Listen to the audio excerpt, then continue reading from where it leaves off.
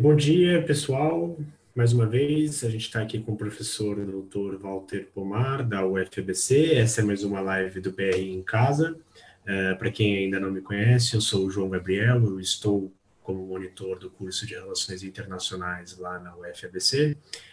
Eu convido a todos que ainda não curtiram a página do BRI da UFABC a curtir, por favor, para estar por dentro da programação da TV BRI, do BRI em Casa, que é esse conjunto de lives e vídeos que a gente tem gravado com os professores do curso de BRI da UFABC e com convidados externos, com o intuito pedagógico, mas não exclusivamente, de tratar de assuntos relacionados à pandemia e os tópicos de relações internacionais. Então, a gente está mais uma semana com mais um encontro com o professor Walter Pomar, e eu agradeço a todos que estão acompanhando e todos que vão acompanhar com o vídeo gravado também. Professor, a palavra é sua. Obrigado mais uma vez por estar com a gente nesse espaço.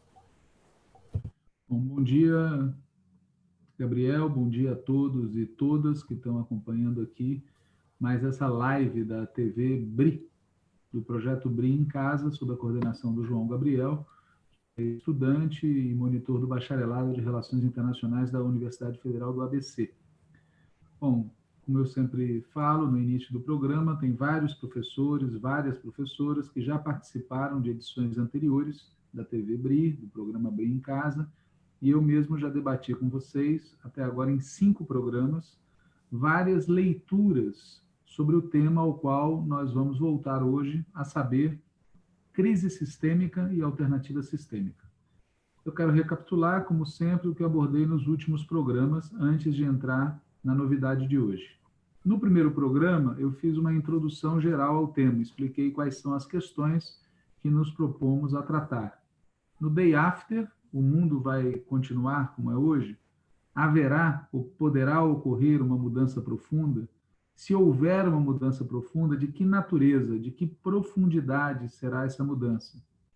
Se nós reconhecemos que está em curso uma crise sistêmica, isso implica que o Day After será uma alternativa também sistêmica? No primeiro programa, além das questões expostas antes, eu ressaltei que essa discussão surge porque nós vivemos num momento de crise mundial.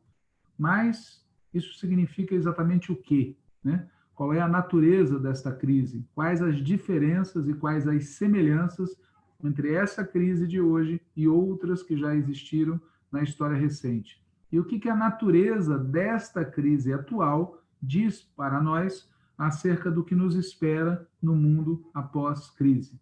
Esse foi o conteúdo do primeiro programa. No segundo programa, eu falei das ideias do ex-presidente Luiz Inácio Lula da Silva, que é doutor honoris causa pela Universidade Federal do ABC, entre outras.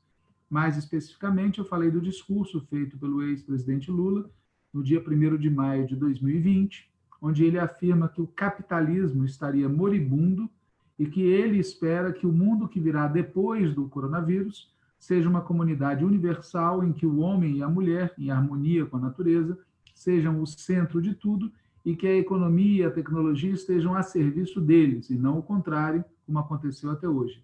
Lula disse esperar também que depois da tragédia do coronavírus, o coletivo haverá de triunfar sobre o individual, a solidariedade e a generosidade triunfarão sobre o lucro, criando-se então um mundo em que ninguém explore o trabalho de ninguém, um mundo em que se respeitem as diferenças entre um e outro, um mundo em que todos, absolutamente todos, dispõem de ferramentas para se emancipar de qualquer tipo de dominação ou de controle.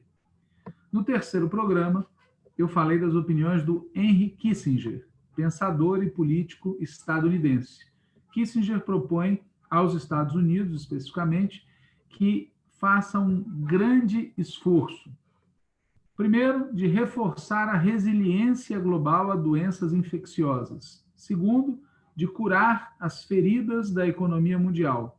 E terceiro, de proteger os princípios da ordem mundial liberal. Segundo Kissinger, o desafio histórico para os líderes é gerenciar a crise enquanto constrói o futuro.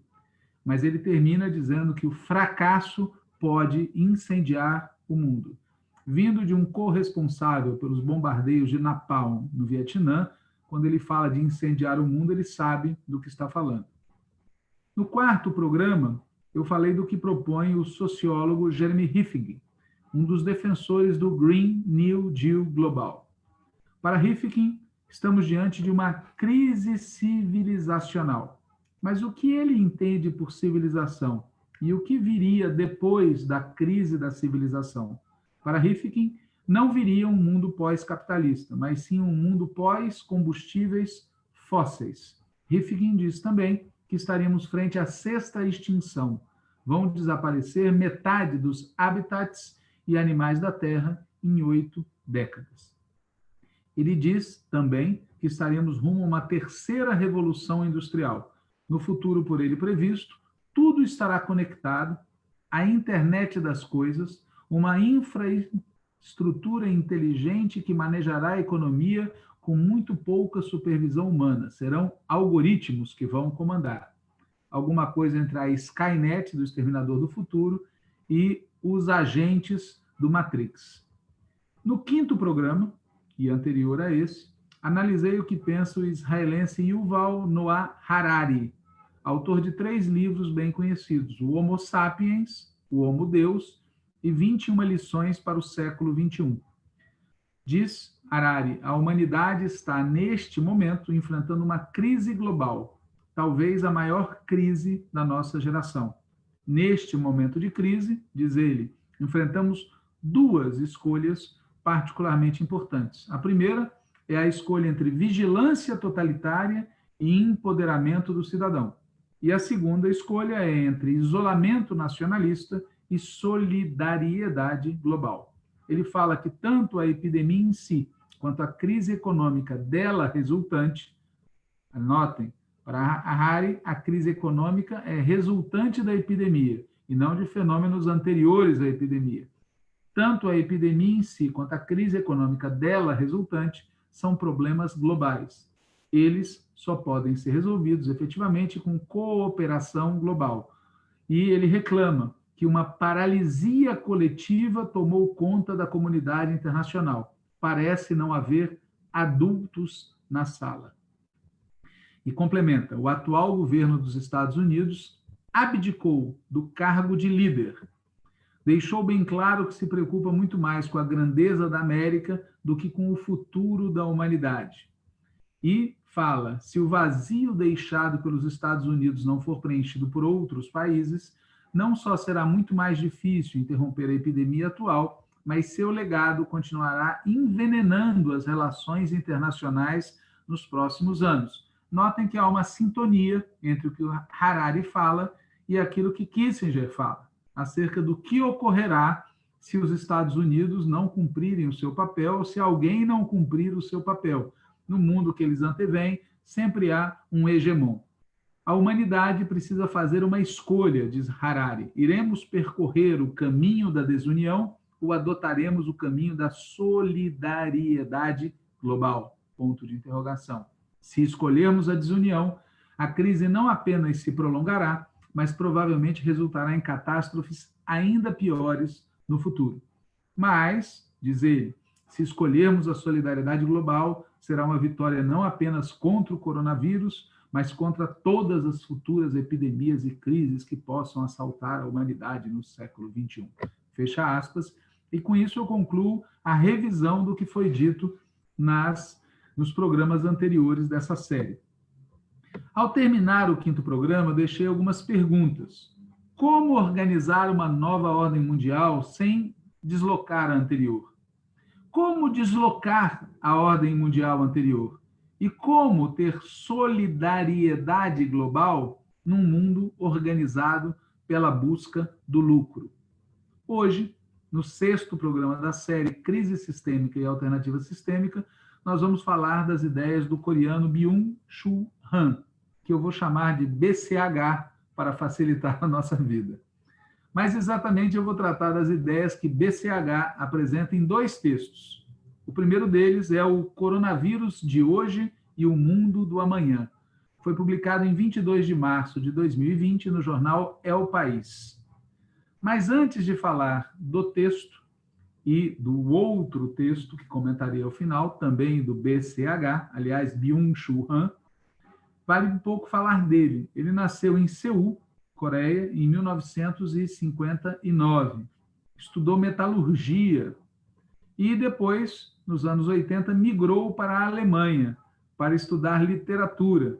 Ele mesmo disse que lia muito devagar e que, como para estudar Hegel, a velocidade não é importante, basta poder ler uma página por dia, ele acabou desistindo da literatura e foi estudar filosofia e teologia na Universidade de Freiburg e na Universidade de Munique.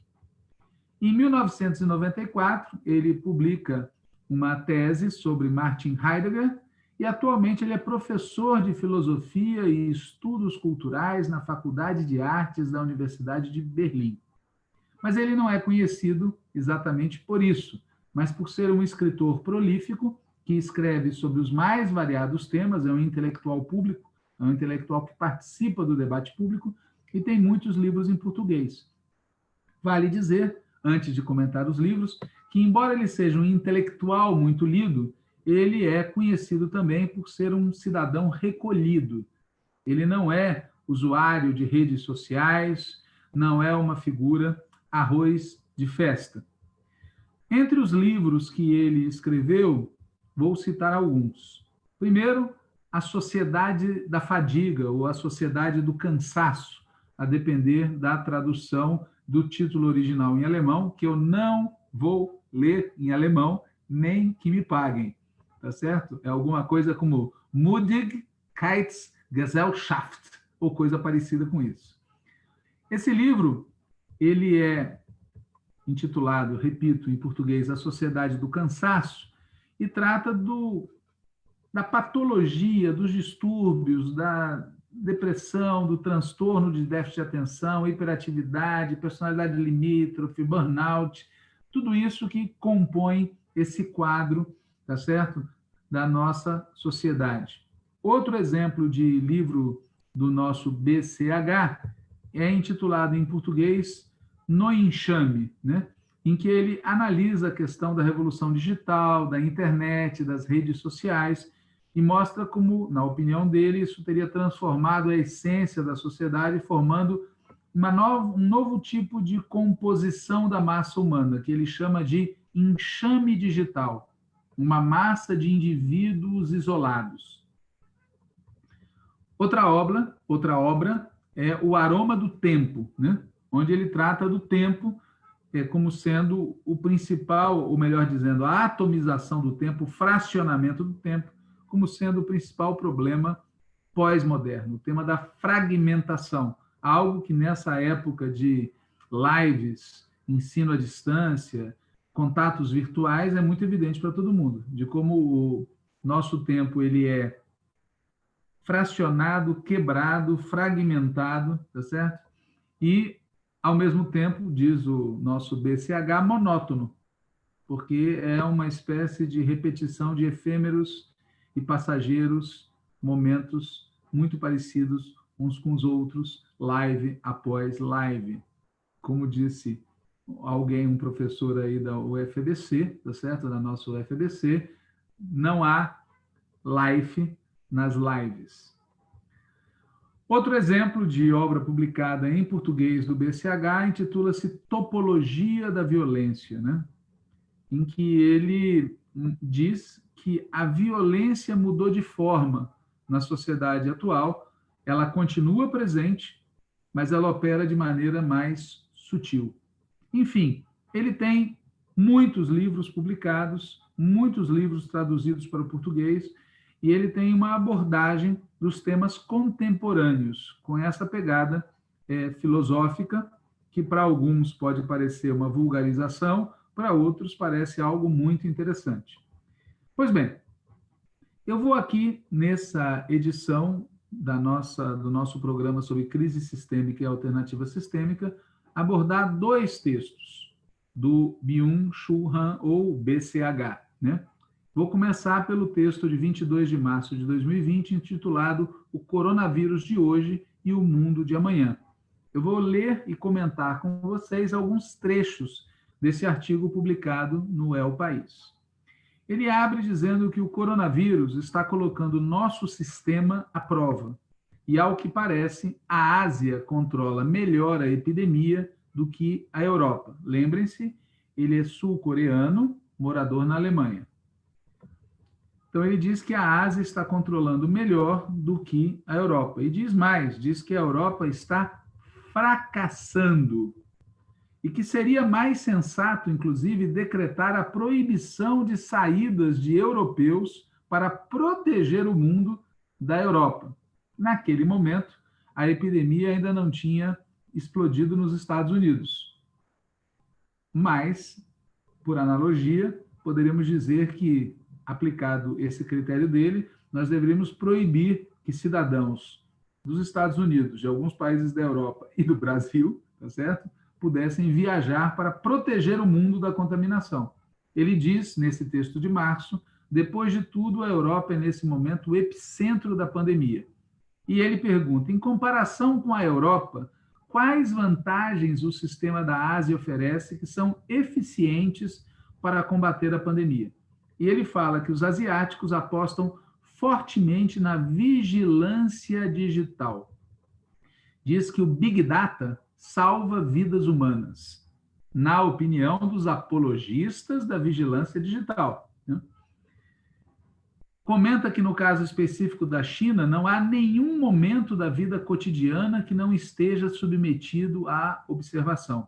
E reforça, cada clique, cada compra, cada contrato, cada atividade nas redes sociais são controlados. Quem atravessa no sinal vermelho, quem tem contato com críticos do regime e quem coloca comentários críticos nas redes sociais, perde pontos. A vida, então, pode chegar a se tornar muito perigosa. Pelo contrário, quem compra pela internet alimentos saudáveis e lê jornais que apoiam o regime, ganha pontos. Quem tem pontuação suficiente obtém um visto de viagem e créditos baratos. Pelo contrário, quem cai abaixo de um determinado número de pontos pode perder seu trabalho. E agrega que na China existiriam 200 milhões de câmeras de vigilância. Pois muito bem. Na opinião dele, na Ásia, isso ocorre porque lá impera o coletivismo. E ele não se refere apenas à China. Não há um individualismo acentuado na Ásia, na opinião dele. E ele vai denominar tudo isso de uma biopolítica digital, que acompanharia a psicopolítica digital que controla ativamente as pessoas. Vai, no artigo, dando muitos exemplos disso e refere-se várias vezes à ideia que uma diferença chamativa entre a Ásia e a Europa é a disponibilidade dos cidadãos asiáticos em aceitar as determinações do Estado. Por exemplo, o tema das máscaras protetoras, que na época que ele escreveu o artigo já eram usuais na Ásia, mas que na Europa não eram usuais. Se ele conhecesse o Brasil, ficaria muito chocado. Mas sigamos adiante. Ele chama atenção para o fato de que, no passado, a fabricação de máscara, da mesma forma que tantos outros produtos, foi externalizada à China. Esse é um detalhe muito curioso mesmo, de como, desde coisas simples, como as máscaras, até máscaras para esse tipo de proteção, até os respiradores, entre outras coisas, tiveram as suas linhas de produção levadas para a Ásia, em particular para a China e outros países. Bom, feita essa descrição sobre a vantagem relativa da Ásia frente à Europa, ele engata uma discussão sobre o paralelismo entre a situação de saúde e os seus efeitos econômicos. Ele diz, em março, apesar de todo o risco, que não deve ser minimizado, o pânico desatado pela pandemia de coronavírus é desproporcional. Nem mesmo a gripe espanhola, entre aspas, que foi muito mais letal, teve efeitos tão devastadores sobre a economia. A que isso se deve na realidade? Por que o mundo reage com um pânico tão desmesurado a um vírus? E ele vai, então, tentar responder porque que, na opinião dele, apesar de causar menos danos, a pandemia atual provoca efeitos econômicos muito mais violentos.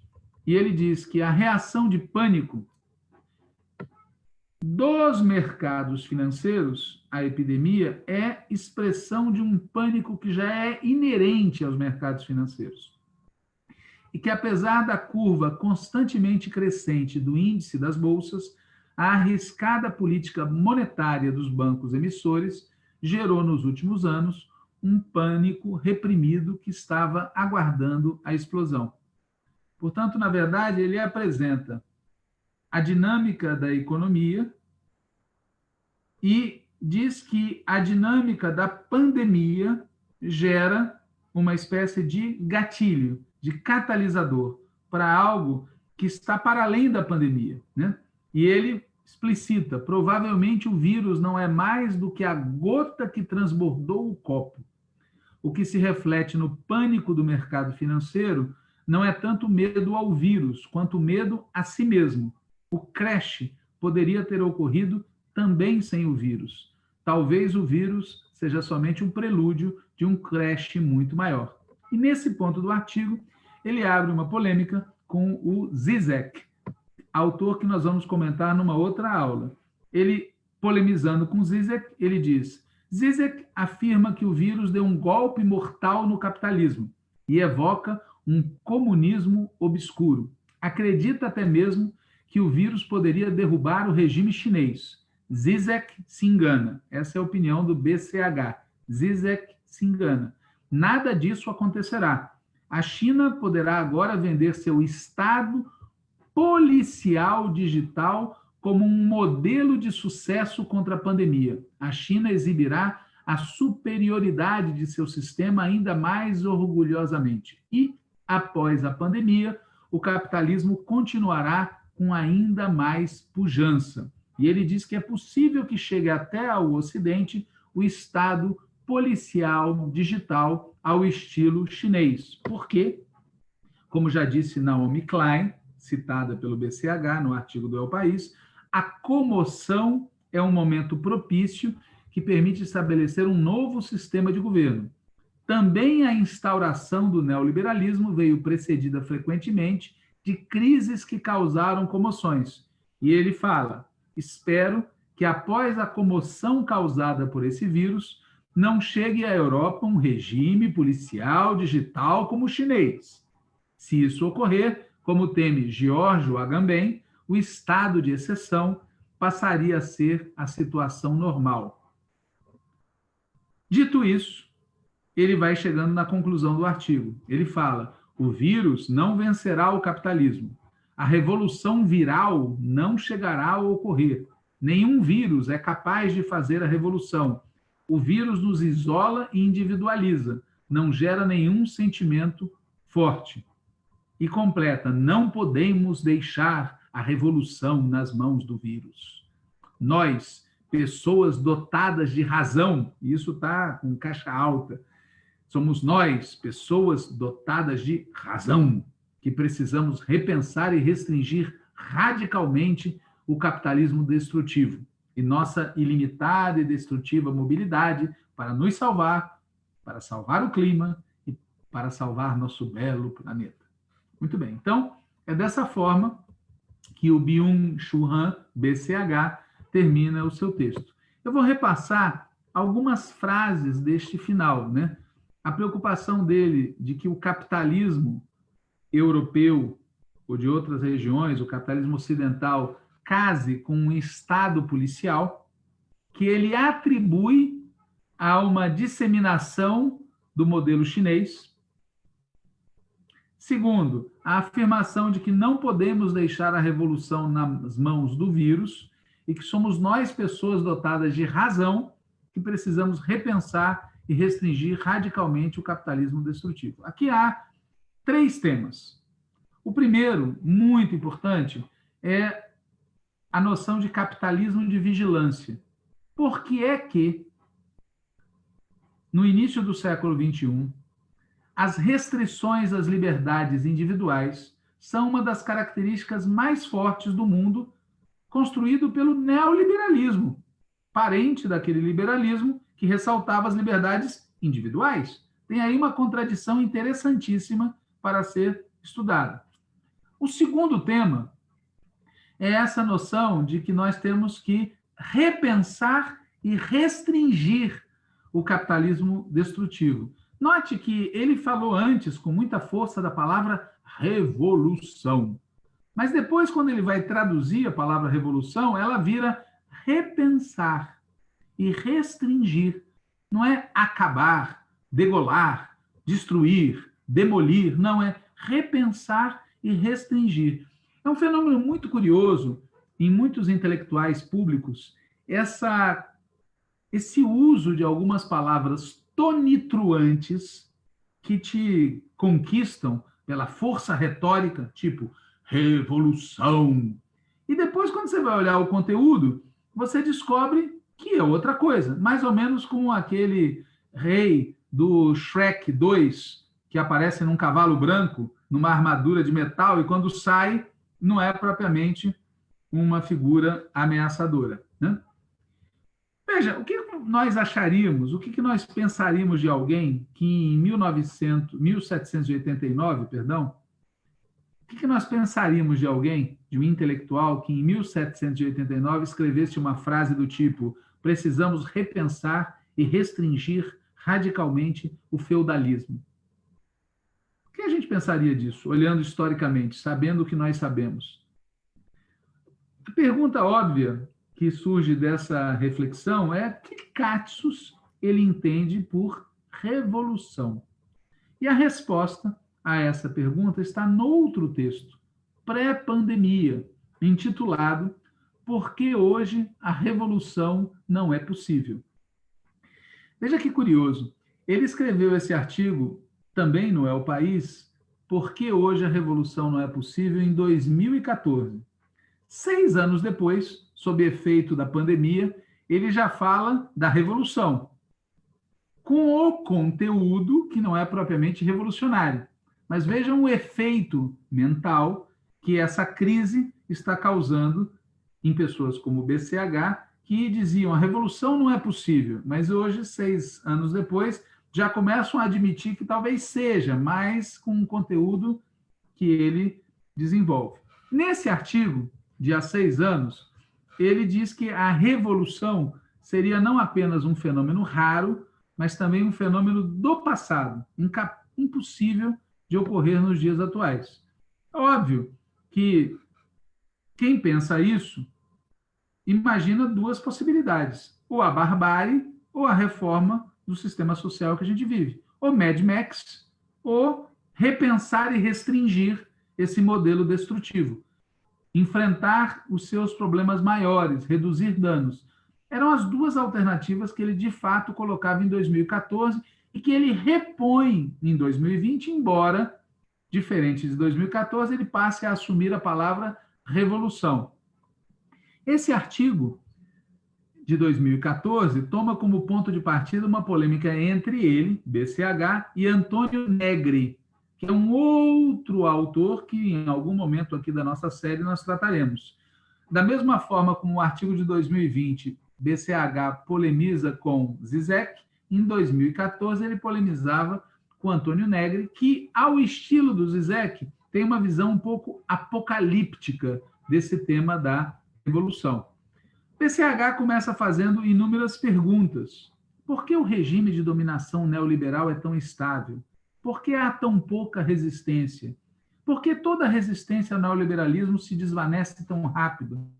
Por que a revolução já não é mais possível, apesar do crescente abismo entre ricos e pobres? Notem que ele faz axiomas. A revolução não é mais possível, ponto. E ele diz que, para entender isso, é necessária uma compreensão adequada de como funcionam hoje o poder e a dominação. Nós vamos aqui supor, para facilitar a conversa, que tudo isso que ele falou é verdade. Vamos supor, portanto, que nenhum dos acontecimentos que ocorreram entre 1979 e 2018 e que contradizem essas afirmações, vamos supor que esses acontecimentos não tenham ocorrido. Vamos supor que os últimos 40 anos foram marcados por uma dominação neoliberal estável, por uma resistência que não se desvanece rápido, por uma revolução que não é mais possível. Mas mesmo que a gente aceite esses pressupostos, ou seja, que de 1979 a 2020 as coisas passaram piano, não houve crises, não houve convulsões, não houve conflitos, não houve guerras, é óbvio que quando a gente olha para trás na história, para antes de 1979, a gente percebe que nem sempre foi assim. Se a gente olha para os séculos, entre 1642, que foi a Revolução Inglesa, e 1979, que foi a Revolução Iraniana, houve diversos regimes de dominação que foram questionados e que foram destruídos. E que nesse processo de questionamento e destruição dos regimes, assim como no processo de surgimento de novos regimes, jogaram um papel muito importante tanto as guerras quanto as revoluções. Em segundo lugar, não é a primeira vez na história que aparecem pessoas falando que a revolução não é mais possível a partir da percepção de que, num determinado momento da história, prevalece a estabilidade, né? Entre 1642 e 1979, também houve vários momentos de estabilidade dos regimes de dominação. Nesses momentos, as reformas parciais, ou até mesmo as contra-reformas, predominaram sobre as revoluções, predominaram sobre as guerras. Mas quando a gente vê em perspectiva histórica, esses períodos de estabilidade que ocorreram ao longo dos séculos, na verdade, acumularam material explosivo por uma próxima rodada de instabilidade, que em alguns momentos resultou em guerras, resultou em revoluções e resultou em mudanças de regime. Essa ideia de que a gente estaria, portanto, segundo o BCH, nesse artigo de 2014, no momento de estabilidade, é o correspondente à tese do Francis Fukuyama sobre o fim da história. Porque se não há revoluções, se predomina a estabilidade, o máximo que vai ocorrer é uma continuidade com pequenas variações da ordem existente. O fim da história. O BCH afirma que essa estabilidade e essa sobrevivência do capitalismo neoliberal dependem, na opinião dele, de como funcionam hoje o poder e a dominação. Aqui tem uma armadilha mental muito comum em analistas como o BCH. É não perceber que ele está falando da mesma coisa, poder e dominação, e que o poder e o regime de dominação são parte integrante de uma totalidade maior, que é o regime capitalista, que é o capitalismo contemporâneo, né? Claro que quem pensa em mudar as coisas como elas são tem que enfrentar o tema do poder e da dominação. Mas existe uma relação muito forte entre o regime econômico e sua estabilidade e a estabilidade da dominação política. Existe uma relação muito forte entre a estabilidade do capitalismo e a estabilidade da dominação e do poder. Por isso, não dá para tratar o poder e a dominação como uma realidade fechada em si mesma. É preciso entender como é que se articula dominação e exploração, para dizer de outra maneira como se articula economia e política. E, aliás, é por isso que a famosa economia política é tão importante. É exatamente o ponto de intersecção entre a maneira como as pessoas produzem e reproduzem a sua vida material e a maneira como as pessoas produzem e reproduzem a sua vida comum em sociedade. Economia política, né? O objetivo dos capitalistas, sempre é bom a gente lembrar deles, né? Porque são os que dominam o mundo, não é dominar. O objetivo dos capitalistas é acumular capital. A dominação é um meio, é um instrumento para o seu fim efetivo, para a sua finalidade precípua, né? O sistema de dominação é um meio, portanto, quem deseja compreender o sistema de dominação precisa compreender o capitalismo como um todo, não apenas a política, mas também a economia, a produção e a reprodução da vida. O BCH, ele segue outro caminho na sua análise. O fio da meada dele é o poder que instaura, é o poder que estabiliza. Não há uma análise sobre a natureza econômico-social da ordem, Não há uma análise sobre a exploração. O foco é todo na dominação. E esse tipo de abordagem resulta em conclusões que são muito defeituosas. Por exemplo, vejamos o seguinte trecho daquele texto de 2014. Abre aspas. O poder estabilizador da sociedade disciplinadora e industrial era repressivo. Os proprietários das fábricas exploravam de forma brutal os trabalhadores industriais, o que ocasionava protestos e resistências. Nesse sistema repressivo são visíveis tanto a opressão como os opressores. Existe um oponente concreto, um inimigo visível, diante do qual a resistência faz sentido. Ontem, as coisas supostamente seriam dessa maneira. A gente sabia quem era o inimigo. Hoje, supostamente, seriam totalmente diferentes. A gente não sabe quem é o inimigo, né? Como disse uma vez o professor Paul Singer, a Volkswagen é de propriedade de muitos acionistas. Nós não sabemos quem é o dono, né? O capital financeiro é um mistério. Os mercados, né? Ou quem é o dono das empresas de delivery, né? Veja, será mesmo que as coisas são assim? Se a gente for olhar todas as sociedades onde prevaleceu a ordem industrial, a gente percebe percursos históricos muito diferentes entre umas e outras. Há sociedades onde o capitalismo se manteve estável, onde os regimes de dominação não foram ameaçados, e há sociedades que viveram crises sociais e políticas revolucionárias ao longo do século XIX e ao longo do século XX. Portanto, por que em algumas houve um caminho e em outras houve outro caminho? E, além do mais, por qual motivo as principais revoluções do século XX, entre as quais eu cito a Revolução Mexicana, a Revolução Chinesa e a Revolução Russa, todas ocorridas a partir do início do século XX, por que essas revoluções ocorreram exatamente naquelas sociedades onde a indústria era cercada por camponeses de todos os lados, né? É óbvio que a resposta para essas diferenças evolutivas das sociedades existentes só pode ser encontrada se a análise nossa deixar de lado essas generalizações do tipo sistema de poder e se dedicar à análise histórica concreta. Mas para fazer a análise histórica concreta, a gente tem que abordar a evolução do capitalismo como sistema também de exploração, não apenas como sistema de dominação, né? O que resultaria perceber, no final da análise, que as contradições do modo de produção capitalista estão na base dos conflitos fundamentais da nossa sociedade, que, portanto, é nessas contradições que reside o segredo que explica por que alguns períodos históricos são ditados principalmente pela reforma, enquanto outros períodos históricos são marcados principalmente pela revolução.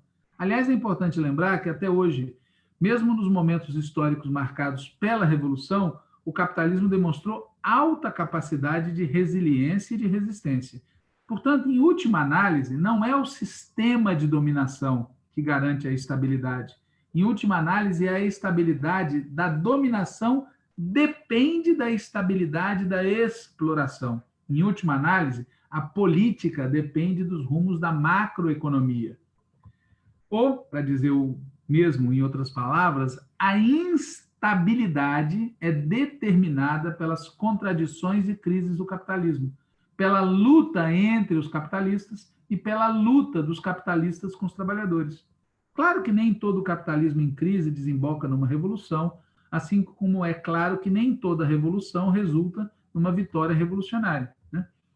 E é especialmente improvável que ocorra uma revolução e ocorra uma revolução vitoriosa contra o capitalismo, como diz o BCH, numa fase de capitalismo em expansão. Mas tem situações históricas, tá certo?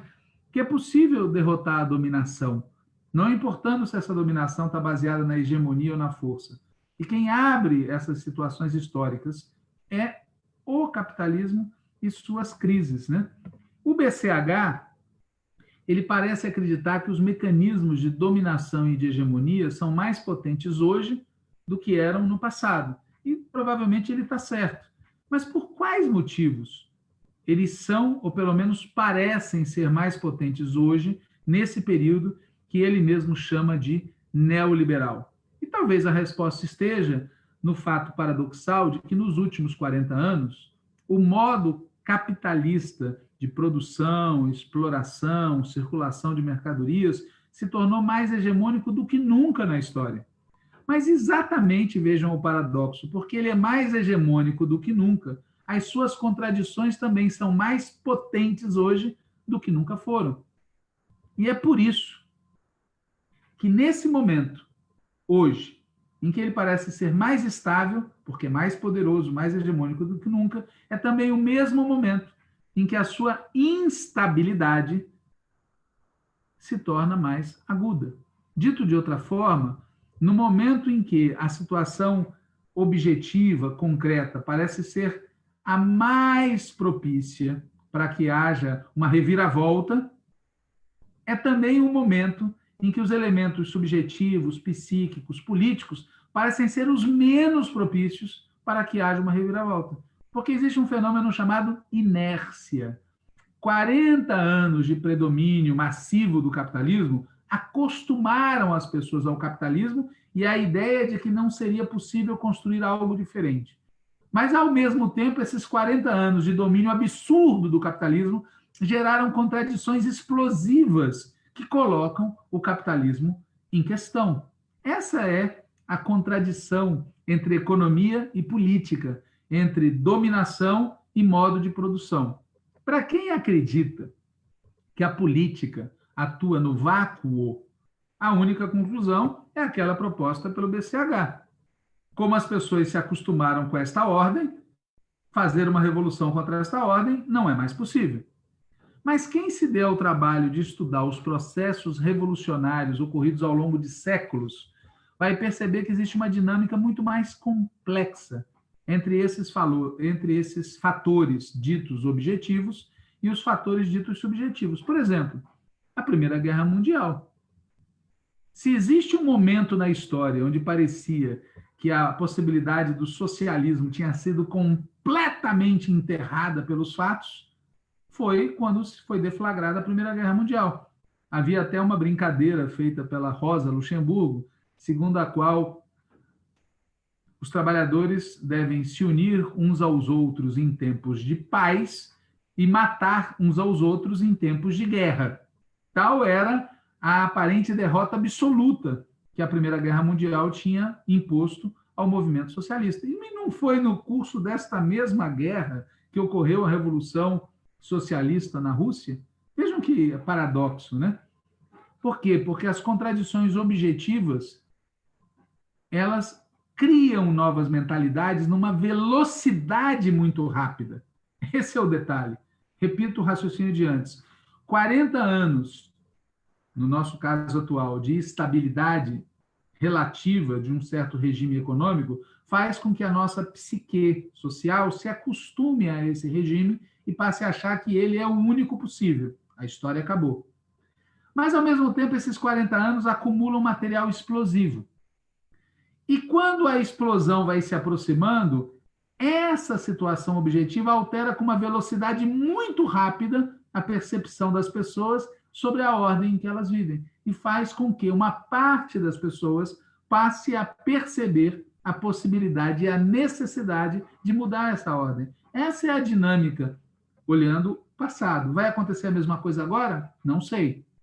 Mas olhando para o passado, eu poderia responder que talvez, quem sabe, se o que ocorreu no passado se repetir agora, a gente pode estar, sim, num momento em que a revolução, no entendimento da palavra, no sentido mais profundo, ou seja, a construção de uma nova ordem diferente do capitalismo, pode, sim, vir a ocorrer nesse período histórico, até porque o capitalismo tem demonstrado nos últimos anos uma incapacidade de se auto-reformar muito grande. Basta pensar na crise de 2008 e aquilo que não foi feito para dirimir os problemas que aquela crise revelou terem causado a própria crise, né? Muito bem. No artigo de 2014, o BCH diz o seguinte: é importante distinguir entre o poder que impõe e o poder que estabiliza, né? O poder estabilizador adquire uma forma amável, smart, e assim se faz invisível e inatacável. o sujeito submetido nem sequer é consciente de sua submissão, acredita ser livre. Essa técnica de dominação neutraliza a resistência de uma forma muito eficiente. A dominação que submete e ataca a liberdade não é estável. Por isso, o regime neoliberal é tão estável. Por isso, o regime neoliberal é imunizado contra toda resistência, porque faz uso da liberdade em lugar de submetê-la. Eu peço a quem está acompanhando essa exposição que pense na quantidade de guerras, repressões violentas, opressão sistemática aos direitos de organização e manifestação ocorridos nesse período que ele diz que é tão instável. Não é fato que o regime neoliberal seja estável. Não é fato que ele seja imunizado contra toda a resistência, né? Se fosse verdade, a população carcerária dos Estados Unidos não seria do tamanho que é. Se fosse verdade, o ato patriota não teria sido necessário. Se fosse verdade, não estaria crescendo em todo mundo o capitalismo de vigilância. Porque só existe capitalismo de vigilância porque alguém em algum lugar tem medo de alguém. Senão, não seria necessário, né? Se não fosse verdade o que ele fala, não estariam crescendo não apenas as restrições aos direitos democráticos básicos, mas também não estariam crescendo os orçamentos militares em todo o mundo, né? O erro, na minha opinião, que o BCH comete está em não perceber que a dinâmica objetiva do modo capitalista conduz de tempos em tempos para situações de opressão política aberta e para situações de guerra. E que nós estamos exatamente num desses momentos. Aliás, de certa maneira, que ele em 2014 tenha dito que a revolução não era mais possível. E em 2020 ele fala que somos nós, cidadãos dotados de razão, que temos que fazer a revolução, é uma homenagem que ele presta ao fato de que isso que eu estou falando não é uma tonteria. Ele está prestando uma homenagem à realidade. A realidade está empurrando, tá certo, a situação para um confronto que pode decidir a continuidade piorada do regime que a gente vive, pode levar a uma mudança profunda no regime que a gente vive ou pode levar a uma subversão do regime que a gente vive. O que vai prevalecer? Não sei, mas essas possibilidades históricas estão abertas. Claro que ele tem razão quando ele diz que não se forma uma massa revolucionária com indivíduos esgotados, depressivos e isolados. O erro que ele comete em 2014 e repete em 2020, na minha opinião, está em não se dar conta de que essa não é a primeira vez na história que a classe trabalhadora vive uma mutação na sua forma de ser e viver. Quem aqui não assistiu Tempos Modernos, do Chaplin? Quem não lembra do operário fazendo assim? Era essa a visão que grande parte do movimento socialista tinha na época. A introdução da máquina, da linha de montagem, ia transformar os trabalhadores em autômatos, incapazes de pensar, incapazes de fazer coisas diferentes. E o que ocorreu ao longo do século XX? Não ocorreu só isso, ocorreu muito mais do que isso, tá certo? Da mesma forma que há pressões no sentido da submissão, na transformação do ser humano em continuidade da máquina, há também pressões em sentido oposto, né? A classe trabalhadora não deixa de existir e, portanto, ela não deixa de lutar por melhorar as suas condições de vida. E eu encerraria, portanto, esse programa citando o fato mais relevante das últimas semanas, na minha opinião, ocorrido em plena Avenida Paulista, quando um entregador desses sistemas de delivery disse: eu não sou empreendedor, eu sou um trabalhador. Essa é a frase mais importante do ano, porque isso mostra que a suposta, tá certo, diluição do caráter de classe das pessoas provocada por esse sistema de uberização, fragmentação, etc., é só suposta. Na vida real, as pessoas lutam por viver melhor. E mais cedo ou mais tarde, esses que foram convencidos por essa ideologia do empreendedorismo vão descobrir, já estão descobrindo e vão reagir de acordo com essa descoberta. Vão descobrir que são classe trabalhadora, pessoas que vivem do trabalho e que, portanto, podem sonhar com um mundo em que aqueles que produzem as riquezas também sejam aqueles que decidem como produzir, o que produzir e como distribuir essa riqueza. Com isso, eu termino às 11 horas e 54 minutos com o programa de hoje, tá certo? A ideia é que a gente, no próximo, continue nessa mesma toada de analisar pensadores que estão refletindo sobre o que está acontecendo.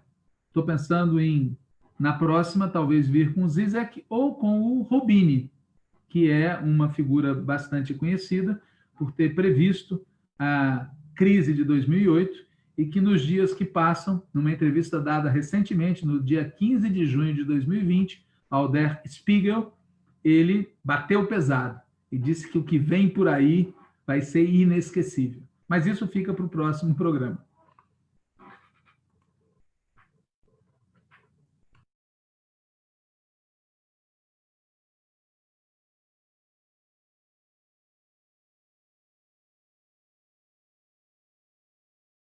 Ah, tá mutado. Nossa, é pra vocês verem como é que é. Eu também, eu que faço isso todo dia, esqueço que eu tô mutando o microfone. Eu agradeço a todo mundo que acompanhou, obrigado, professor, e houveram comentários aí, inclusive, pedindo a Paula Simone Ribeiro, pedindo para que você comentasse sobre o Zizek numa outra oportunidade.